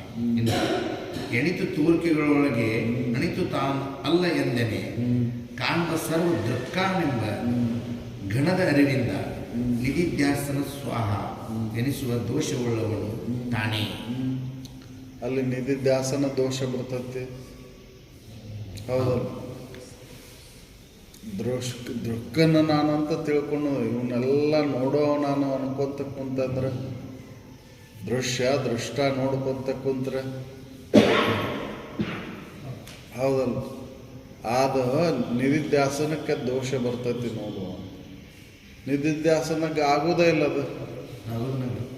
ಹೌದಲ್ಲ? ನೋಡುವಂಥ ಕ್ರಿಯೆ ಹೋಗಲಿಲ್ಲ ಅಂದ್ರೆ ಆ ಕ್ರಿಯೆ ಅಳಿಬೇಕಲ್ಲ. ನಿಧಿಧ್ಯಾಸನದೊಳಗೆ ಕರ್ಮ ಉಪರತಿಯನ್ನು ಅಳದಾಗ, ಹೌದಲ್ರಿ? ಜ್ಞಾನಕಾಂಡ, ಜ್ಞಾನ ಯಾವುದ್ರದ್ದಾಗಬೇಕಿತ್ತಲ್ಲೇ? ದೃಶ್ಯದಾಗಬೇಕಿತ್ತು. ಇನ್ನೂ ದೃಕ್ಕ ಹೋಗಿಲ್ಲ. ಹೌದಲ್ಲ? ಅದನ್ನು ತತ್ವಮಸಿ ಅಂತಕ್ಕಂಥ ವಚನದೊಳಗೆ ತ್ವಂಪದದ ಲಕ್ಷ್ಯಾರ್ಥವನ್ನು ಸರಿಯಾಗಿ ಕೇಳಲಿಕ್ಕೆ ಈ ದೋಷಗಳು ಬರ್ತಾವೆ ನೋಡಿ. ಶ್ರವಣ ದೋಷ, ಮನನ ದೋಷ, ನಿಧಿಧ್ಯಾಸನ ದೋಷ. ಯಾಕೆ ಇವು ಸತ್ವ, ರಜೋ, ತಮೋ, ಶ್ರವಣ ತಮೋ, ಮನನ ರಜೋ, ನಿಧಿಧ್ಯಾಸನ ಸತ್ವ. ಈ ಗುಣಗಳಿಂದ ಕೂಡ್ಕೊಂಡ ಇನ್ನದಾವು. ದೃಶ್ಯ ಒಳಗೆ ಯಾವ ಗುಣನೂ ಇಲ್ಲಲ್ಲೇ. ಅದಕ್ಕೆ ನಿರ್ಗುಣ. ಅದು ನಿರ್ಗುಣದ ಅನುಭವ ಆಗ್ಬೇಕಲ್ಲ. ಹೌದಲ್ಲ? ಈ ದೋಷಗಳಿಂದ ಕೂಡ್ಕೊಂಡಿತ್ತಂದ್ರೆ ನಿರ್ಗುಣದ ಅನುಭವ ಆಗೋದಿಲ್ಲ. ಶ್ರವಣ ದೋಷ, ಮನನ ದೋಷ, ನಿಧಿಧ್ಯಾಸನ ದೋಷದಿಂದ ಕೂಡ್ಕೊಂಡಿತ್ತಂದ್ರೆ ನಿರ್ಗುಣವಾದಂಥ ದೃಶ್ಯ ಅನುಭವವನ್ನು ಮಾಡ್ಕೊಳ್ಳೋಕ್ಕಾಗೋದಿಲ್ಲ. ಅದಕ್ಕೆ ಹೇಳ್ತಾರೆ, ಅದಕ್ಕಿಂತ ಸಗುಣ ಮಾರ್ಗ. ಈ ಕಾಂಡತ್ರಯಗಳ ತಕ್ಕಂಥದ್ದು ಸಗುಣ ಮಾರ್ಗ ಐತಿ ನೋಡಿ. ನಿರ್ಗುಣವಾಗಿ ಉಳಿಬೇಕಲ್ಲ, ದೃಶ್ಯ ಆಗೇ ಉಳಿಬೇಕಲ್ಲ. ದೃಶ್ಯಲ್ಲಿ ಯಾವ ಗುಣನೂ ಇಲ್ಲಲ್ಲಿ. ಅದಕ್ಕೆ ನಿರ್ಗುಣ ಯೋಗ ಅಂತ ಹೇಳಿ. ಇದು ಸಗುಣ ಯೋಗ. ಗುಣಗಳಿಂದ ಕೊಡ್ಕೊಂಡಂಥ ಯೋಗ ಇದು. ಶ್ರವಣ, ಮನನ, ನಿಧಿಧ್ಯಾಸನಗಳು, ಕರ್ಮಕಾಂಡ, ಉಪಾಸನ ಕಾಂಡ, ನಿಧಿಧ್ಯಾಸನ, ಜ್ಞಾನಕಾಂಡ ಅಂತಕ್ಕಂಥದ್ದು ಇವು ಸಗುಣ ಮಾರ್ಗ. ಇದು ಉತ್ತಮವಾದಂಥ ಶಿಷ್ಯ ಇದ್ರೆ ಮಾತ್ರ ಇದು ಸಾಧ್ಯ ಐತಿ ದೃಶ್ಯ ಅನುಭವವನ್ನು ಮಾಡಿಕೊಳ್ಳಿಕ್ಕೆ. ಈ ಶ್ರವಣ ದೋಷ, ಮನನ ದೋಷ, ನಿಧಿಧ್ಯಾಸನ ದೋಷಗಳನ್ನು ನಾವು ಕಳ್ಕೊಂತಾನ. ಹೌದಲ್ಲ? ಉತ್ತಮ ಶಿಷ್ಯ ಇಲ್ಲಂದ್ರೆ, ಬರ ಶಿಷ್ಯ ಇಲ್ಲಂದ್ರೆ ಇವನು ಕಳ್ಕೊಳ್ಳಿಕ್ಕೇನೆ ಆಗೋದಿಲ್ಲ. ಬರೇ ತ್ವಂಪದದ ಲಕ್ಷ್ಯಾರ್ಥವನ್ನು ಹಿಡ್ಕೊಂಡು ಹೋಗ್ತೇವೆ ನಾವು. ಲಕ್ಷ್ಯಾರ್ಥವನ್ನು ಹಿಡ್ಕೊಂಡು ಹೋಗೋದಿಲ್ಲ, ಬರೀ ವಾಚ್ಯಾರ್ಥವನ್ನು ಹಿಡ್ಕೊಂಡು ಹೋಗ್ತೇವೆ. ಲಕ್ಷ್ಯಾರ್ಥವನ್ನು ಭೇದಿಸ್ಬೇಕಲ್ರಿ ಅಲ್ಲೇ. ತ್ವಂಪದದ ಲಕ್ಷ್ಯಾರ್ಥವನ್ನು ಭೇದಿಸ್ಲಿಲ್ಲ ಅಂದ್ರೆ ಈ ದೋಷಗಳು ಬರ್ತಾವೆ ನಾವು.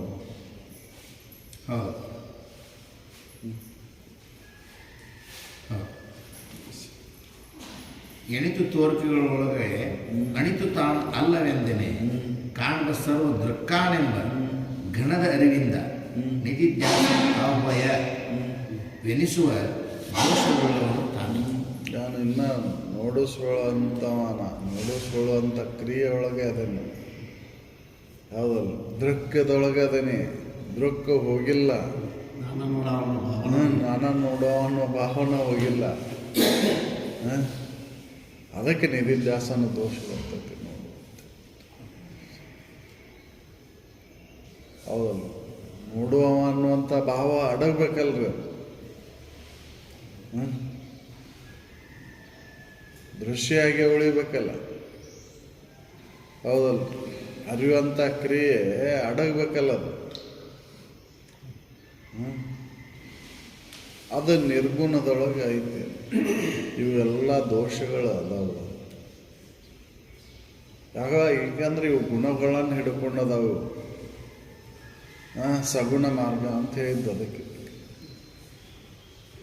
ಶ್ರವಣ ಅಂತಕ್ಕಂಥದ್ದು ತಮೋ, ಹೌದಲ್ಲ.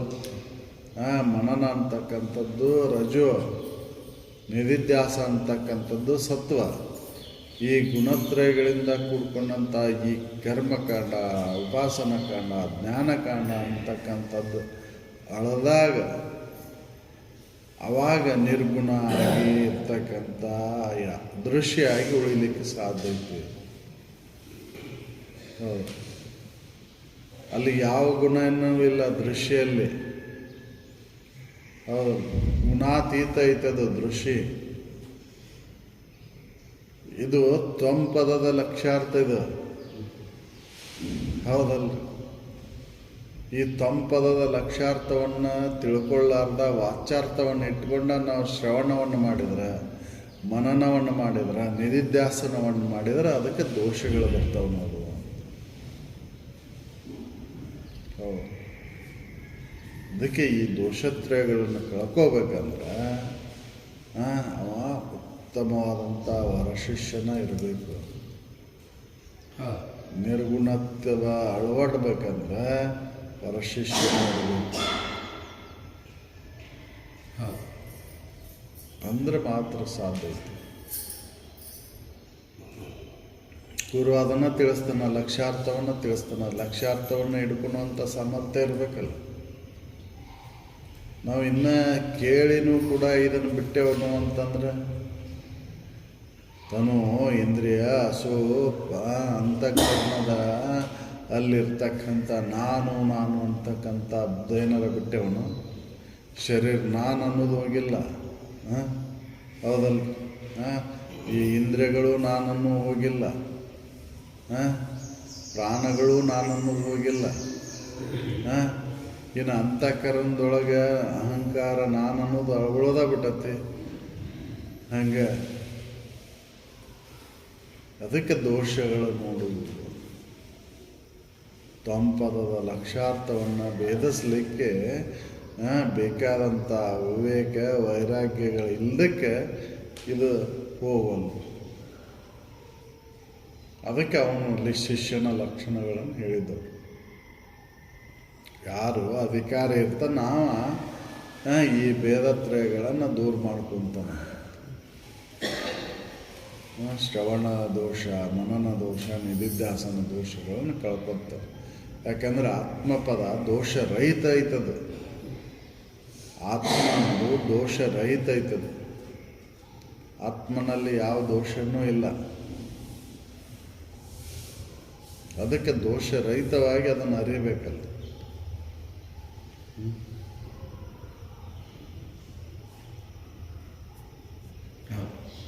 ಎಣಿತು ತೋರಿಕೆಗಳೊಳಗೆ ಎಣಿತು ತಾನು ಅಲ್ಲ ಎಂದನೆ ಕಾಣುವ ಸರ್ವ ದೃಕ್ಕಾನೆಂಬ ಘನದ ಅರಿವಿಂದ ನಿಧಿಧ್ಯಾಸನ ಅವ್ಹಯವೆನಿಸುವ ದೋಷವುಳ್ಳನು ತಾನೇ. ಹೇಳ್ತಾರೆ, ಜಡದೃಶ್ಯ ಆತ್ಮನು ಮೇಜ್ಜಡ ದೃಶ್ಯ ಆತ್ಮನು ಜಡಾಜಡ ರಹಿತಾತ್ಮನು ಎಂಬ ಈ ಮೂರು ಜಡಭಾವವನ್ನು ಅಳಿದು ಉಳಿದ ಇರವೇ ದೋಷದೊಳ ಎಂದು ತೊಡರದ ಪದವದು ನಿಜತತ್ವ. ನಿಜತತ್ವ. ಇಲ್ಲಿ ಜಡ ಐತಿ. ಎಲ್ಲೇ ಶ್ರವಣದ ದೋಷ ಜಡಭಾವ ಹೋಗೇ ಇಲ್ಲ. ಹೌದಲ್ಲ. ಎರಡೂ ಜಡ ಅಜಡದ ಮಿಶ್ರಣ ಆದಂಥ ಮನನದೊಳಗೆ ದೋಷ ಹೋಗಿಲ್ಲ. ಅಜಡ ನಾನ ಅಂತ ಅಲ್ಲಿ ದೋಷ ಹೋಗಿಲ್ಲ. ನಿಧಿಧ್ಯಾಸನ ದೋಷ ಹೋಗಿಲ್ಲ. ಈ ದೋಷರಹಿತವಾದಂಥ ದೃಶ್ಯ ಆದಂಥ ನಾನು ಅನ್ನುವಂಥ ತಿಳುವಳಿಕೆ ಗಟ್ಟಿಯಾಗಿಲ್ಲ, ದೃಢ ಆಗಿಲ್ಲ. ದೋಷರಹಿತವಾದಂಥ ಪರತತ್ವ ವಸ್ತುನ ನಾನು ಅದೇನು ಅನ್ನೋದು ಖಾತ್ರಿ ಆಗಿಲ್ಲ. ದೋಷ ಇಲ್ಲಲ್ಲಿ. ಪರದೊಳಗೆ ಯಾವ ದೋಷನೇ ಇಲ್ಲ. ಶ್ರವಣ ಜಡಬುದ್ಧಿ ಒಳಗೆ ಐತಿ. ಹೌದಲ್ಲ. ಜಡ ಬುದ್ಧಿ ಹೋಗಿಲ್ಲ, ಜಡ ಅಜಡ ಭಾವ ಹೋಗಿಲ್ಲ. ಹೌದಲ್ರಿ? ಮನನ ಕಾಲದೊಳಗೆ ನಾನು ಅಜಡನೆ ಅನ್ನುವಂಥ ಅದು ಗಟ್ಟಿಯಾಗಿಲ್ಲ ನಿಧಿಧ್ಯಾಸನದೊಳಗೆ. ಈ ದೋಷಗಳ ದೂರ ಆಗದ ಯಾವ ಗುಣವನ್ನು ಅವಲಂಬನ ಇಲ್ಲದ ಗುಣಾತೀತವಾದಂಥ ಪರಮನ ನಾನು ಅದನ್ನು ದೃಢ ಆಗುವುದಿಲ್ಲ, ನಿರ್ಗುಣತೆ ಅಳವಡುವುದಿಲ್ಲ. ಇವು ದೋಷ ಹೋದಾಗ ನಿರ್ಗುಣವನ್ನು ಸಾಧಿಸ್ಲಿಕ್ಕೆ ಬರ್ತೈತೆ. ಹೌದಲ್ಲ? ಇನ್ನು ಹೋಗೇ ಇಲ್ಲ, ಶ್ರವಣದೊಳಗೆ ಜಡಭಾವ ಹೋಗಿಲ್ಲ. ಅದಕ್ಕೆ ನೀನು ಮುಂದಿನ ಜಡಭಾವ ನೀಗು ಅಂತ ಇದ್ದು ಸನ್ನುತಿ ತನಗೆ ಸಂಪನ್ನವಾದ ಅರಿವಿದು ನನ್ನಿ ಎಂದು ನಂಬಲೇ. ನಿನ್ನ ಮುಂದಿನ ಜಡಭಾವ ನೀಗಿ ನಲಿದು ನಂಬು ಯೋಗಿ ಅಂತ ಇದ್ದ. ಅದಕ್ಕೆ ಶ್ರವಣ ಸರಿಯಾಗಿ ಆಗಿಲ್ಲ ಅಂತ. ಶ್ರವಣ ದೋಷ ಬಂದತ್ತೆ ಅಲ್ಲೇ. ಹೌದಲ್ರಿ? ಶ್ರವಣ ದೋಷ ಬಂದದ್ದು ಅದಕ್ಕೆ ಅಂದರೆ ಇನ್ನು ಶರೀರ ನಾನು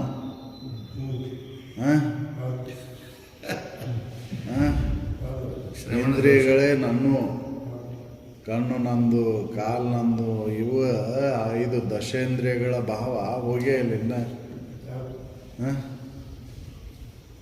ದಶೇಂದ್ರಿಯಗಳ ಭಾಗ ಹೋಗಿಲ್ಲ, ಪಂಚ ಪ್ರಾಣಗಳ ಬಗ್ಗೆನೂ ಹೋಗಿಲ್ಲ. ನಾನಾ ಉಸಿರು, ಹೌದಲ್ಲ? ಉಸಿರಿಲ್ಲ ನಾ ಸತ್ತ ಹೋಕ್ಕೇನೆ, ಹೌದಲ್ಲ? ಅನ್ನುವಂಥದ್ದು ಅದು ಹೋಗಿಲ್ಲ. ಅಂತಃಕರಣದೊಳಗೆ ಅಹಂ ವೃತ್ತಿ ಅಡಗಿಲ್ಲ, ಹೌದಲ್ಲ? ಅಹಂ ವೃತ್ತಿ ಅಡಗೈತೇನೋ ಅಂತಃಕರಣದೊಳಗೆ. ನಾನು ಅಂತಕ್ಕಂಥದ್ದು ಮನಬುದ್ಧಾದಿಗಳನ್ನ ಮೊದಲು ಮಾಡಿಕೊಂಡು ಅಹಂ ವೃತ್ತಿಯನ್ನು ಅಡಗೈತೇನೋ. ನಾನು ಸಂಕಲ್ಪ ವಿಕಲ್ಪಗಳ ನನಗದಾವು, ಹೌದಲ್ಲ? ತಿಳಿಯೋನೇ ನಾನು, ಬುದ್ಧಿನ ನಾನು ಅನ್ನುವಂಥದ್ದು ಹೋಗೈತೇನು? ಇಲ್ಲ. ಅದಕ್ಕೆ ಈ ದೋಷಗಳನ್ನು ಇಟ್ಕೊಂಡು ಇದ್ದಿದ್ದಕ್ಕೆ ಶ್ರವಣ ದೋಷ ಅಂತ ಹೇಳಿದ್ದವ್ರು. ಈ ಶ್ರವಣ ದೋಷದಿಂದ ಮನನ ದೋಷ ಬರ್ತೈತಿ. ದೃಷ್ಟ ನಾನು, ಹೌದಲ್ಲ? ಇಲ್ಲಿ ದೃಶ್ಯ ನಾನಂದೆ, ದೃಷ್ಟ ನಾನಂತ, ಹೌದಲ್ಲ? ಈ ಎಲ್ಲ ದೃಶ್ಯ ಪ್ರಪಂಚವನ್ನು ತಿಳಿಯುವಂಥವು ನಾನು ಅನ್ನೋದು ಅಲ್ಲಿ ಹೋಗಿಲ್ಲ.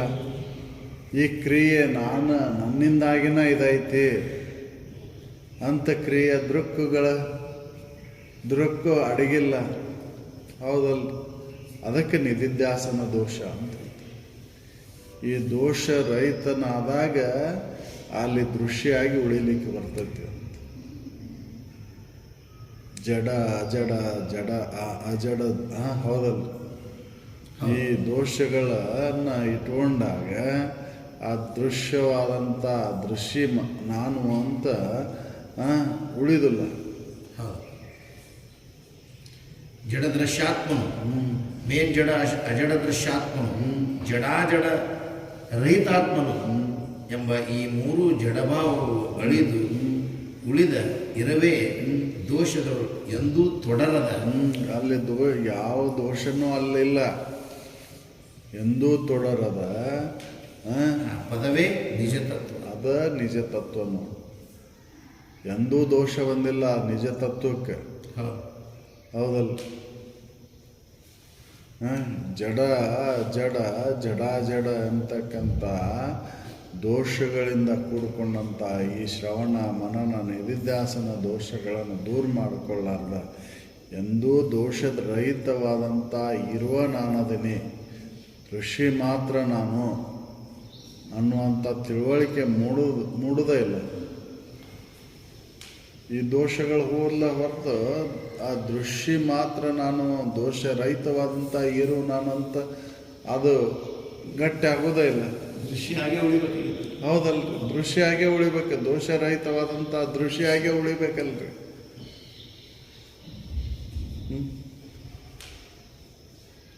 ಆ ದೃಶ್ಯ ಅನ್ನೋದು ಅಂಥದ್ದು ಸತ್ಯ ಐತಿ. ಹೌದಲ್ರಿ, ಇವು ದೃಶ್ಯ ದೃಕ್ಕ ದೃಷ್ಟ ಅಂತಕ್ಕಂಥವು ಮಿಥ್ಯ ಅದಾವ. ಹೌದಲ್ರಿ, ದೃಶ್ಯ ದೃಷ್ಟ ದೃಕ್ ಇವು ಮಿಥ್ಯ ಅದಾವು. ಇಲ್ಲಿ ಶ್ರವಣ ಕಾಲದೊಳಗೆ ದೃಶ್ಯ ದೃಷ್ಟ, ಮನನ ಕಾಲದ ದೃಷ್ಟ, ನಿಧಿಧ್ಯಾಸನ ಕಾಲದೊಳಗೆ ದೃಕ್ಕು, ಇವು ಹಿಡ್ಕೊಂಡ ನಾವು ಇರ್ತೇವೆ ಅಂತ ತಿಳ್ಕೊಂಡ ಇವು ದೋಷ ಉಳ್ಳಂಥವು ಅಂತ ಹೇಳಿದ್ದವು. ಇವು ಗುಣಾತ್ಮಕತೆಯಿಂದ ಕೂಡ್ಕೊಂಡವು, ಗುಣಗಳನ್ನು ಹಿಡ್ಕೊಂಡದಾವು ಅಂತ ಹೇಳಿದ್ದವು. ಹೌದೌದು, ಉದ್ದಾಲಕ ಮುಗಿದೆಪ್ಪ ಮಗ ಶ್ವೇತಕ್ಕೆ ಅದು ಗುರುಕುಲದಿಂದ ಬಂದ ಮೇಲೆ ಆತನ ವರ್ತನೆಗಳನ್ನು ನೋಡಿ ಇವನಲ್ಲಿ ದೋಷತ್ರಯಗಳು ಹೋಗೇ ಇಲ್ಲ, ಸರಿಯಾಗಿ ಶ್ರವಣ ಮಾಡೇ ಇಲ್ಲ, ಸರಿಯಾಗಿ ಮನನ ಮಾಡಿಲ್ಲ, 12 ವರ್ಷ ಗುರುಗಳಿಂದ ಇದ್ದು ಏನು ಇವನಿಂದ ಬಿಡುವುದಾಗಿಲ್ಲ, ಆಗಿಲ್ಲ, ದೃಶ್ಯ ದೃಕ್ಕು ದೃಷ್ಟ ಅನ್ನೋದು ಹೋಗಿಲ್ಲ ಅಂತ ಹೇಳಿ ಅವಾಗ ಇದನ್ನು ತತ್ವಮಸಿ ಅಂತಕ್ಕಂಥ ವಾಕ್ಯವನ್ನು ಬೋಧನೆ ಮಾಡಿದ್ರು ಅವರು. ತತ್ವಮಸಿ ಅಂತಕ್ಕಂಥ ವಾಕ್ಯವನ್ನು ಅವಾಗ ಹೇಳಿದರು. ಛಾಂದೋಪನಿಷತ್ತಿನಲ್ಲಿ ಹೌದು, ತತ್ವಮಸಿ ಅನ್ನುವಂಥ ವಾಕ್ಯವನ್ನು ಅವಾಗ ಹೇಳಿದ್ದವರು. ಸೇತುವಿಗೆ ಆ ಪರಮನ ಅನುಭವ ಆಗಿಲ್ದಕ್ಕೆ ಅದನ್ನು ಹೇಳಿದರು. ಪರೀಕ್ಷೆಗೆ ಆಗಿ ಅವರು ಉಪ್ಪನ್ನು ನೀರಿನೊಳಗೆ ಹಾಕಿ ಇಟ್ಟು ಮುಂಜಾನೆ ಅದು ನೋಡು ಅಂತ ಹೇಳಿದಾಗ ಉಪ್ಪು ಇದ್ದಿಲ್ಲ ಅದರೊಳಗೆ. ಉಪ್ಪು ಎಲ್ಲಿ ಹೋಗೈತಪ್ಪ ಅಂತಂದ್ರೆ ಐತೆ, ಅಲ್ಲೇ ಐತಿ, ಅದನ್ನು ಕಣ್ಣಿನಿಂದ ಕಾಣೋದಿಲ್ಲ. ಉಪ್ಪು ಗ್ರಹಿಸ್ಲಿಕ್ಕೆ ನಾಲ್ಗಿನ ಹೇಗಬೇಕು ಹಾಗೆ ಇದು ಶುದ್ಧ ಅಂತಃಕರಣದೊಳಗೆ ಇದನ್ನು ಅರಿಲಿಕ್ಕೆ ಬರ್ತೈತಿ ಅಂತ ಅವಾಗ ಅವ್ರು ತಿಳಿಸಿದ್ರು. ತತ್ವಮಸಿ ಅದೇ ನೀನಿದ್ದಿ, ಯಾವುದು ನೀನು ಅರಿತಿಯಲ್ಲ ಅರುವ ನೀನಿದ್ದಿ ಅಂತ ಅವಾಗ ತಿಳಿಸಿದ್ರು. ತತ್ವಮಸಿ ನೋಡು, ಅದೇ ನೀನಿದ್ದಿ ನೋಡು ಅಂತ ತಿಳಿಸಿದ್ರು. ಉದ್ದಾಲಕ ಮಹರ್ಷಿಗಳು ಸೇತುಕೆತ್ತಿಗೆ ಇದನ್ನು ಹೇಳಿದ್ರು. ಉದ್ದಾಲಕರು ಅವರು ಎಷ್ಟು ಇದಿದ್ರು, ಅಡ್ಡ ನೀರಿನ ಹರಿವಿಗೆ ಅಡ್ಡ ಮಕ್ಕೊಂಡ್ಬಿಟ್ಟಿದ್ರು ಅವರು. ಗುರುಗಳು ಹತ್ರ ಇದ್ದಾಗ ಗುರುಗಳು ನೀರು ಹಾಸಿ ಬಾ ಅಂತ ಹೇಳಿದ್ರೆ ನೀರು ಹಾಸಕ್ಕೆ ಹೋದಾಗ ಅದನ್ನು ಅಡ್ಡಗಟ್ಟಕ್ಕೆ ಎಷ್ಟು ಪ್ರಯತ್ನ ಮಾಡಿದ್ರು ಅದನ್ನು ನೀರು ನಿಲ್ಲಿಲ್ಲ. ಅವ ನೀರು ನಿಲ್ಲುವಲ್ ತಡೆ ಅಂತ ನೀರಿಗೆ ಅಡ್ಡವಾಗಿ ತಾವ ಮಕ್ಕೊಂಡ್ಬಿಟ್ರು. ಅಲ್ಲೇ ಸಮಾಧಿ ಸ್ಥಿತಿ. ಇವರು ಶಿಷ್ಯರು ಇನ್ನೂ ಬರಲೇ ಇಲ್ಲ, ಯಾಕೆ ನೀರು ಹಸಕ್ಕೆ ಹೋದ ಇನ್ನೂ ಬರಲೇ ಇಲ್ಲ ಅಂತ ಬಂದು ನೋಡಿದಾಗ ಅಡ್ಡ ಮಕ್ಕೊಂಡ. ನಿನ್ನ ನೀರು ಹಾಸ ಅಂತ ಹೇಳಿದ್ರೆ ನೀ ಇಲ್ಲಿ ಅಡ್ಡ ಮಕ್ಕೊಂಡಿಲ್ಲ. ಹೌದು ಗುರುಗಳೇ, ನಾನು ಏನು ಮಾಡಲಿ, ಅದನ್ನು ನಿಲ್ಲೇ ಇಲ್ಲ, ಅದಕ್ಕೆ ನಾನು ಇಲ್ಲೇ ಮಕ್ಕೊಂಡೆ ಅಂತ ಹೇಳಿ ಅವಾಗ ಅವರು ಉದ್ದಾಲಕ ನೀನು ಹೆಸರಿಟ್ರು.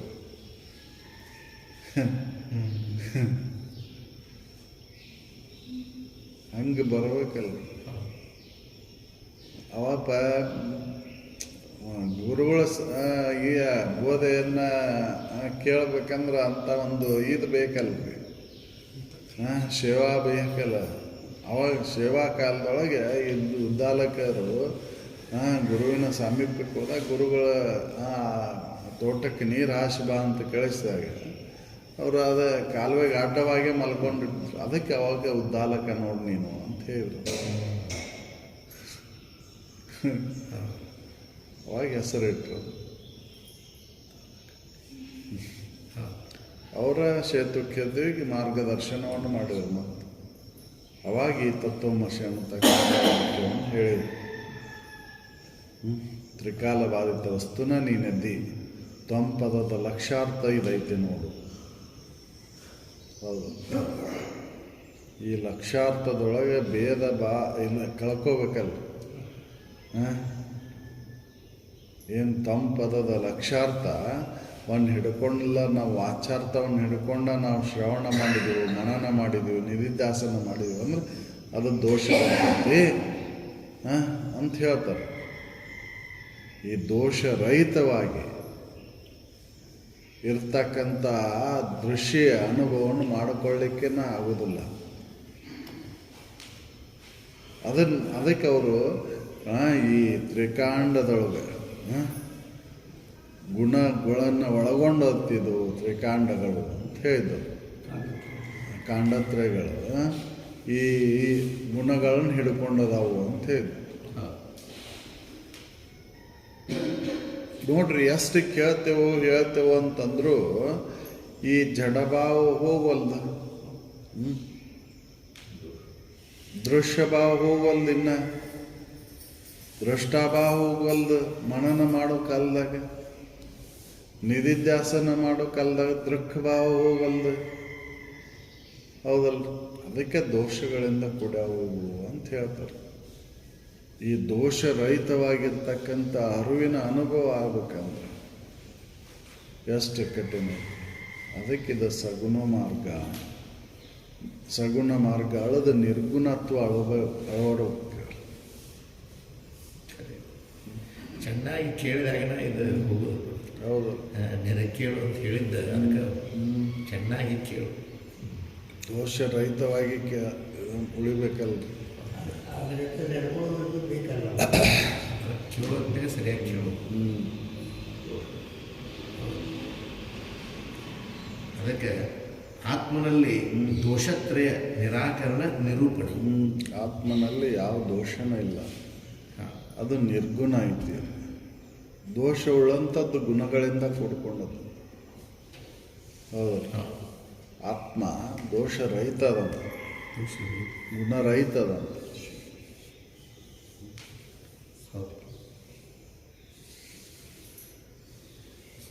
ಸಕಲ ಸಾಧು ಸಾಧು